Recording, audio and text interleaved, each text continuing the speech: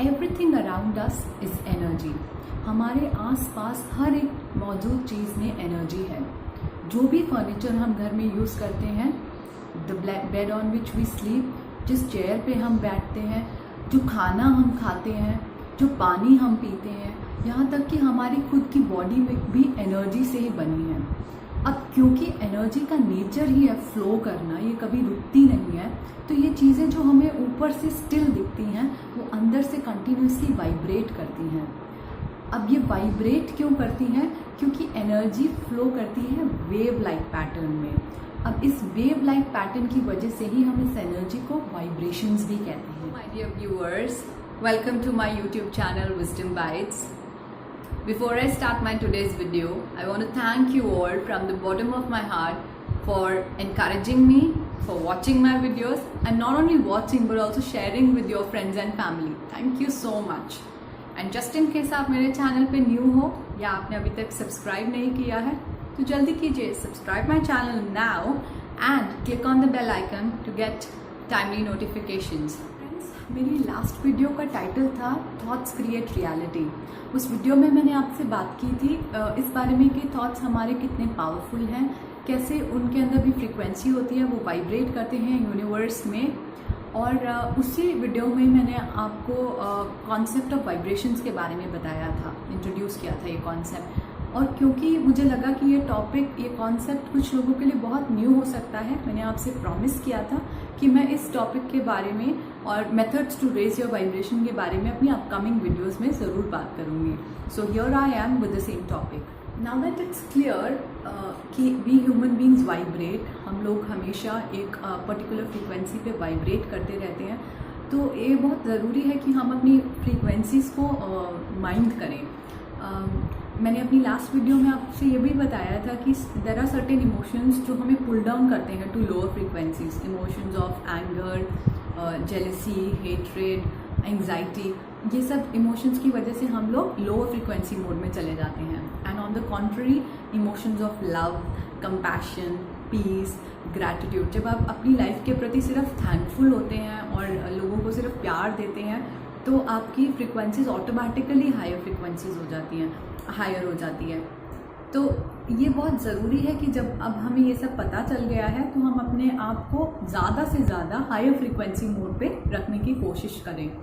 Normal human being की frequencies are known to be between 68 to 72 megahertz, but there are certain practices जिससे हम अपनी frequencies को इससे बहुत ज़्यादा बढ़ा सकते हैं। और अगर हमारी फ्रीक्वेंसीज इससे भी हायर हो जाएंगी तो हम अपनी लाइफ को कितने पॉजिटिव नज़रिए से देख पाएंगे, हमारी लाइफ में बहुत सारी चीज़ें अच्छी और अच्छी होने लग जाएंगी। दोज टू टिप्स जिसका हमें ध्यान रखना है। पहली चीज़, we must choose the food wisely. मैंने आपको पहले बता दिया है कि हमारे फूड में भी वाइब्रेशंस हैं, वो भी पर्टिकुलर फ्रीक्वेंसी पे वाइब्रेट कर रहा है। और अगर हमें अपनी फ्रीक्वेंसीज का ध्यान रखना है, अपनी वाइब्रेशंस का ध्यान रखना है, तो ये बहुत ज़रूरी है कि हम हाई फ्रीक्वेंसी वाला फूड ही कंज्यूम करें और लो फ्रीक्वेंसी वाले फूड को अवॉइड करें। आप लोग हैरान होंगे ये जान के कि नॉन वेजिटेरियन फूड यानी animal based food is as low as 2 to 5 megahertz in its frequency। और माना जाता है कि ये बहुत हेल्दी है, बहुत न्यूट्रिशियस है, बट ये हमारी इमोशनल हेल्थ के लिए बहुत डेंजरस फूड आइटम्स होती हैं। Secondly, even the packed food and the frozen food items, they are also categorised as dead food. उनका कोई न्यूट्रिशनल वैल्यू नहीं होता, वो हमारी बॉडी को किसी भी तरह से बेनिफिट नहीं कर सकती, उनमें कोई वाइब्रेशंस होती ही नहीं है। So we must avoid consuming those foods also. What we should eat, हमें क्या खाना चाहिए? All kinds of vegetables in the natural form, they are the best. मतलब अगर हम रॉ खाते हैं तो उनकी असली फ्रीक्वेंसीज मेंटेन रहती हैं। But yes, some of the vegetables we cook and eat, that's how also it's okay. Even the fresh fruits, they are the best because उनको कुक करने की ज़रूरत नहीं होती। And the dry fruit items, ये सब हायर फ्रीक्वेंसी वाले food items होते हैं। Even the water that we drink has got vibrations. अब जो पानी हम तक पहुंचता है घरों में वो नेचुरल वाटर तो नहीं है, वो भी प्रोसेस्ड वाटर है। तो उसकी फ्रीक्वेंसीज को हम कैसे मेंटेन करें? The best way to maintain the frequency of the water जो आप पीने वाले हैं is to put that under pyramid. Okay, ये पिरामिड बहुत इजीली ऑनलाइन अवेलेबल है। Even the food that you are going to eat, आप उसको इसके नीचे कवर करके रख सकते हैं। आप लोग हैरान होंगे जान के कि pyramids have really magical power. ये किसी भी डिसअलाइंड चीज़ के क्रिस्टल्स को परफेक्टली अलाइन कर सकते हैं और उसकी फ्रीक्वेंसीज को बैलेंस कर सकते हैं। अपार्ट फ्रॉम दैट ये कर सकते हैं तो बहुत अच्छा, और अगर ये नहीं है आपके पास for the time being, use your intention. The power of your own thoughts and intention is unmatchable.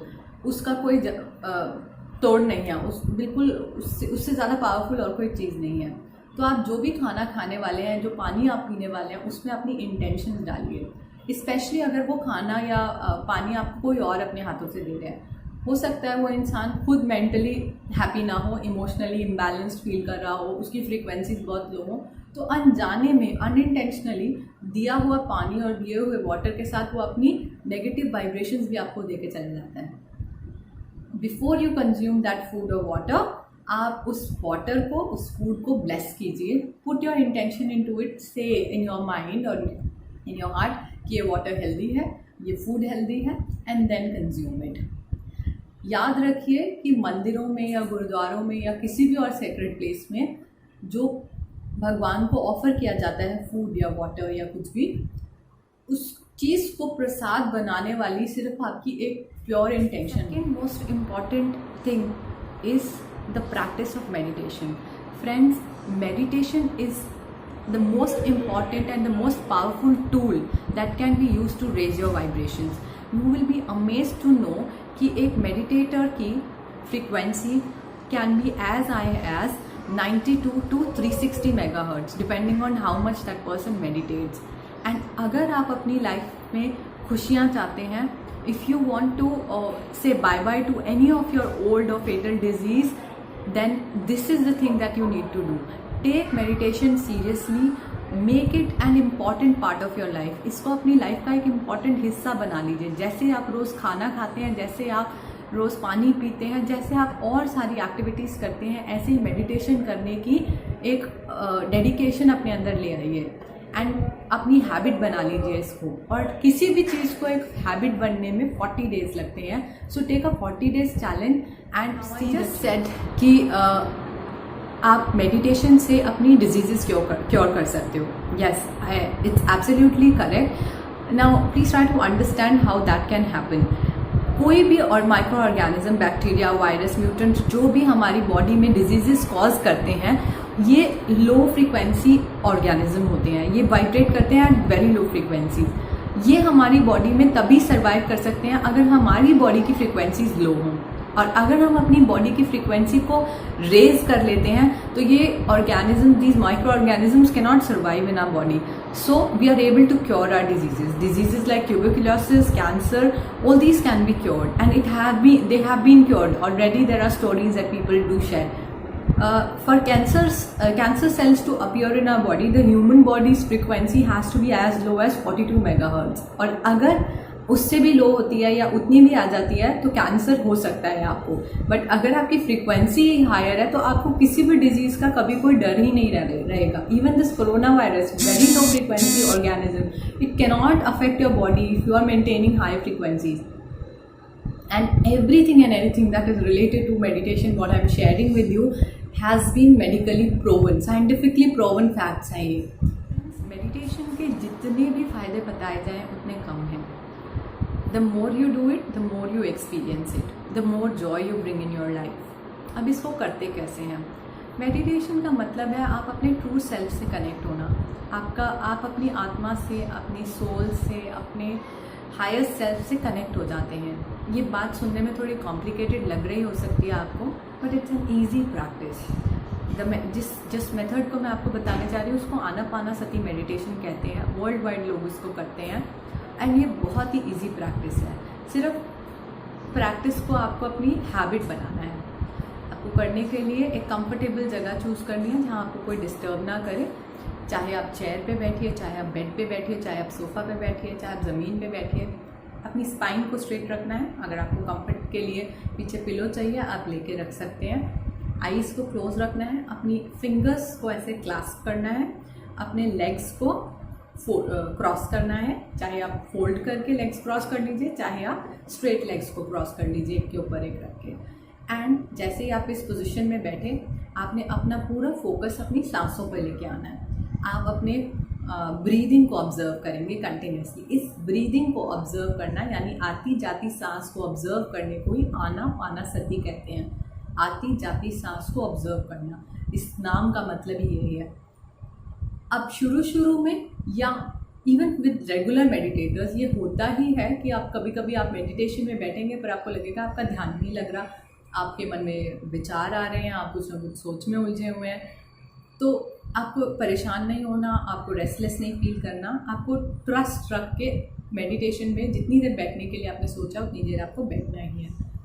तो आप जैसे ही आपको रियलाइज़ हो कि आप कुछ सोचने लग गए हैं, वापस से अपने आप को अपनी सांसों पर अपना फोकस ले आइए एंड कंटिन्यू टू मेडिटेट। थोड़ी ही देर में नाउ ये एक्सपीरियंस सबके लिए डिफरेंट होता है। कभी आपको ऐसे लगेगा विद इन 10 मिनट्स। अब आप कितनी देर करना चाहते हैं मेडिटेशन? अगर आप हाफ एन आवर के लिए बैठे हैं, कभी आपको ऐसे लगेगा विद इन 5 मिनट्स, आपको पता नहीं आप कितनी देर बैठ गए और आप कहाँ थे। और कभी आपको पूरा हाफ एन आवर आपके मन में विचार ही होते रहेंगे। जैसी भी मेडिटेशन हो वो नो मेडिटेशन से अच्छी ही होती है।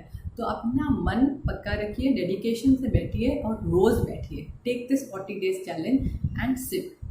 प्रेफरेबली अगर आप 30 मिनट्स के लिए करना चाह रहे हैं या 15 मिनट्स के लिए करना चाह रहे हैं, उतने मिनट का मेडिटेशन का म्यूज़िक यूट्यूब से डाउनलोड करके लगा लीजिए, क्योंकि उससे आपको पता चल जाता है कि इतना टाइम हो गया, now I have to open my eyes. अगर आपने मेडिटेशन के दौरान अपनी आईज़ ओपन कर ली तो आपका कनेक्शन भी हो जाता है। सो प्रेफरेंस यही, आपको ये ध्यान रखना है कि आप अपनी आईज़ नहीं ओपन करिए।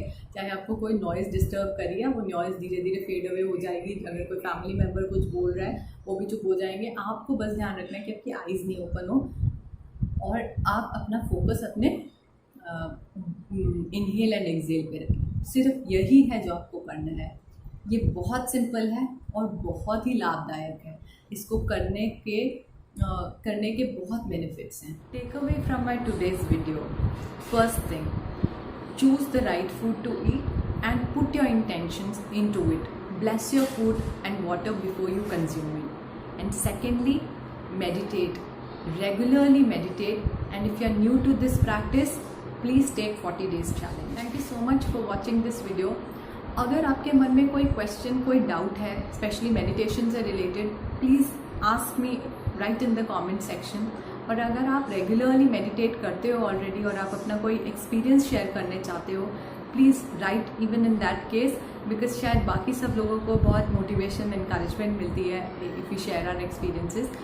ऑल्सो अगर आप 40 डेज चैलेंज लेने का ठान चुके हैं, do let me know, write to me in the comment section again. और 40 डेज कंप्लीट होने के बाद please come back and share the joy. And thank you so much once again. I will meet you again with another interesting video. Till then, namaste.